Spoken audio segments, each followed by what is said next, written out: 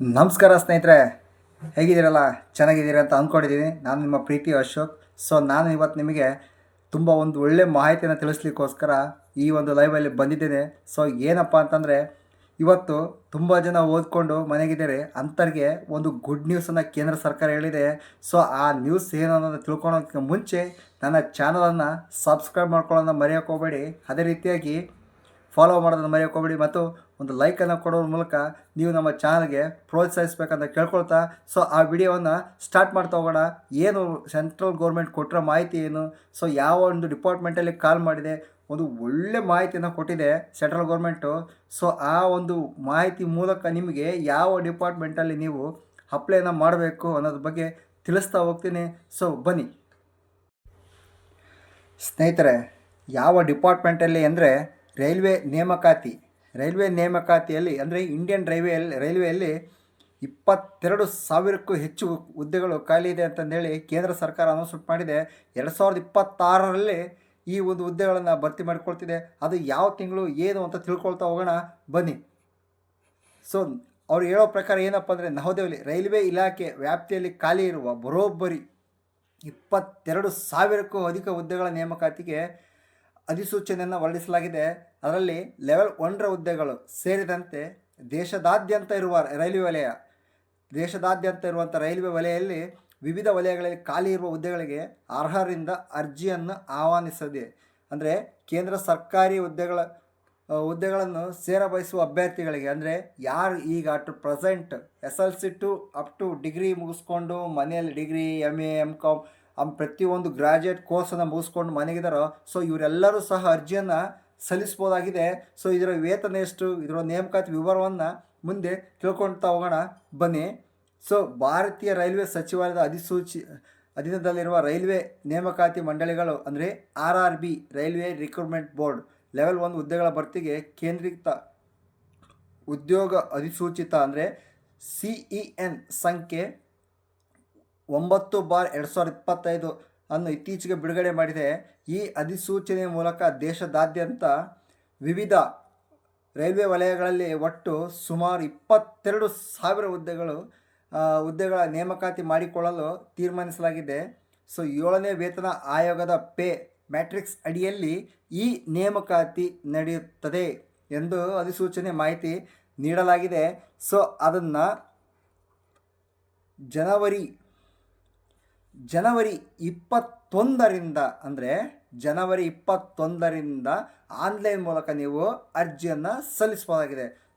ಅರ್ಹ ಆಸಕ್ತಿ ಉಳ್ಳ ಅಭ್ಯರ್ಥಿಗಳಿಂದ ಈ ಅರ್ಜಿಯನ್ನು ಕೇಂದ್ರ ಸರ್ಕಾರ ತಗೊಳ್ತಾ ಇದೆ. ಜನವರಿ 21, 2026ರಿಂದ ಅರ್ಜಿ ಸಲ್ಲಿಕೆ ಪ್ರಾರಂಭವಾಗಿ ಫೆಬ್ರವರಿ 20ರವರೆಗೆ ಕಾಲಾವಕಾಶವನ್ನು ಅಂದರೆ ನೀಡಲಾಗಿದೆ. ಸತತವಾಗಿ 1 ತಿಂಗಳ ಕಾಲಾವಕಾಶನ ಕೊಟ್ಟಿದೆ. ಆ ಅರ್ಜಿಯನ್ನು RRB ಅಪ್ಲೈ ಗೌರ್ಮೆಂಟ್ ಮೂಲಕ ನೀವು ಇದನ್ನು ಅರ್ಜಿಯನ್ನು ಸಲ್ಲಿಸಬಹುದಾಗಿದೆ. ಅದಕ್ಕೆ ಬೇಕಾದ ಅಗತ್ಯ ದಾಖಲೆಗಳನ್ನು ರೆಡಿ ಮಾಡಿ ಇಟ್ಟುಕೊಳ್ಳಿ. ನೆಕ್ಸ್ಟ್ ಅದಕ್ಕೆ ಏನೇನು ಇದು ಇರಬೇಕಂದ್ರೆ ಕ್ವಾಲಿಫಿಕೇಷನ್ ಏನನ್ನು ತಿಳ್ಕೊಳ್ತಾ ಹೋಗೋದಾದರೆ, ರೈಲ್ವೆ ಇಲಾಖೆಯ ಸದರಿ ಹುದ್ದೆಗಳಿಗೆ ಅಗತ್ಯ ಇರುವ ಶೈಕ್ಷಣಿಕ ಅರ್ಹತೆ ಮತ್ತು ವೈದ್ಯಕೀಯ ಮಾನದಂಡಗಳು ಸಂಬಂಧಿಸಿದಂತೆ ಸಂಪೂರ್ಣ ವಿವರವನ್ನು ಅಧಿಕೃತ ಅಧಿಸೂಚನೆಯಲ್ಲಿ ನೀಡಲಾಗಿದೆ. ಲೆವೆಲ್ 1ರ ವಿವಿಧ ಹುದ್ದೆಗಳಿಗೆ ಆಯ್ಕೆ ನಡೆಯಲಿದೆ. ಆಯ್ಕೆಯಾದ ಅಭ್ಯರ್ಥಿಗಳಿಗೆ ಮೂಲ ವೇತನವಾಗಿ ಅಂದರೆ ಬೇಸಿಕ್ ವೇತನವಾಗಿ 18,000 ರೂಪಾಯಿಯನ್ನು ನಿಗದಿಪಡಿಸಲಾಗಿದೆ ಎಂದು ಕೇಂದ್ರ ಇಲಾಖೆಯ ಮಾಹಿತಿಯನ್ನು ನೀಡ್ತಾ ಹೋಗಿದೆ. ನೆಕ್ಸ್ಟ್ ಇದಕ್ಕೆ ಅಭ್ಯರ್ಥಿಗಳ ವಯೋಮಿತಿ ಅಂದರೆ ನಾವು ಅರ್ಜಿಯನ್ನು ಸಲ್ಲಿಸಬೇಕಾದ್ರೆ ನಮ್ಗೆ ವಯೋಮಿತಿ ಬೇಕೇ ಬೇಕು, ಹೌದು ತಾನೆ? ಆ ಒಂದು ವಯೋಮಿತಿ ಎಷ್ಟು ಇರಬೇಕು ಅಂದರೆ ಜನವರಿ 1, 2026ರಲ್ಲಿ ವೇಳೆಗೆ ಕನಿಷ್ಠ ಅಂದರೆ ಜನವರಿ 1ರಿಂದ ಕನಿಷ್ಠ ಅವರಿಗೆ 18 ವರ್ಷ ತುಂಬಿರಬೇಕು. ಗರಿಷ್ಠ 33 ವರ್ಷ ದಾಟಿರಬಾರ್ದು. ಅಂದರೆ ಗರಿಷ್ಠ 33 ವರ್ಷ ಅಂದರೆ ಡಿಸೆಂಬರ್ 31 ಅಂದರೆ ಅಲ್ಲಿಗೆ ಅವನಿಗೆ ಹೆಚ್ಚು ಕಮ್ಮಿ ಒಂದು ಲೆವೆಲ್ ಅಂದರೆ 33 ವರ್ಷದೊಳಗೆ ಅವನು ಅರ್ಜಿಯನ್ನು ಇರಬೇಕು ಅವನಿಗೆ, ಅಂದರೆ 33 ವರ್ಷ ತುಂಬಿರಬಾರ್ದು.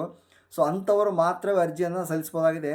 ಜಾತಿ ಮೀಸಲಾತಿ ನಿಯಮಾನುಸಾರ ಆಯಾ ವರ್ಗದ ಅಭ್ಯರ್ಥಿಗಳಿಗೆ ವಯೋಮಿತಿ ಸಡಿಲಿಕೆಯನ್ನು ಅನ್ವಯಿಸಲಿದೆ ಎಂದು ಅಧಿಸೂಚನೆಯಲ್ಲಿ ತಿಳಿಸಲಾಗಿದೆ.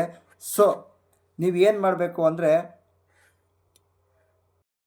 ನೀವು ಏನು ಮಾಡಬೇಕಪ್ಪ ಅಂದರೆ ಅಷ್ಟರೊಳಗೆ ಅಂದರೆ ರೈಲ್ವೆ ರಿಕ್ರೂಟ್ಮೆಂಟ್ ಬೋರ್ಡ್ ಅಂದರೆ ಕಾಲ್ ಫಾರ್ಮ್ ಮಾಡೋದ್ರೊಳಗೆ ನಿಮಗೆ ಬೇಕಾದಂಥ ಆಯಾ ವರ್ಗಗಳಿಗೆ ಸಂಬಂಧಿಸಿದಂತೆ ಜಾತಿ ಮತ್ತು ಆದಾಯ ಪ್ರಮಾಣ ಬರ್ತದೆ. ಕೆಲವರಿಗೆ SC ST ಗಳಿಗೆ ಡೈರೆಕ್ಟ್ ಕ್ಯಾಸ್ಟಲ್ಲೇ ನಡೆಯುತ್ತೆ. ಬಟ್ ಅದರ್ ಕ್ಯಾಸ್ಟ್ ಅಂದರೆ ಮೀನ್ಸ್ C1 ಆಗಿರ್ಬೋದು, ಕೆಟಗರಿ ವೈಸ್ಗಳು ಇರಬೇಕು. ಅವು ಎಲ್ಲರಿಗೂ ಸಹ OBC ಸರ್ಟಿಫಿಕೇಟನ್ನು ಕಂಪಲ್ಸರಿ ಮಾಡಿಸ್ಕೊಳ್ಬೇಕಾಗತ್ತೆ. OBC ಇಲ್ಲದವರು EWS ಅನ್ನು ಮಾಡಿಸ್ಕೊಳ್ಬೇಕಾಗತ್ತೆ. ಸೊ ಅಷ್ಟರೊಳಗೆ ನೀವು ಈ ಒಂದು ರೆಕಾರ್ಡ್ಸ್ಗಳನ್ನೆಲ್ಲ ರೆಡಿ ಮಾಡ್ಕೊಂಡು ಇಟ್ಕೊಳ್ಳಿ. ಸೊ ಕಾಲ್ ಫಾರ್ಮ್ ಮಾಡ್ತಾ ಎಷ್ಟು ಹೇಳಿದ್ದಾರೆ ಅವರು ಅಂದರೆ 2026 ಜನವರಿ 21ಕ್ಕೆ ವೆಬ್ಸೈಟ್ ಆನ್ಲೈನ್ ಓಪನ್ ಆಗುತ್ತೆ.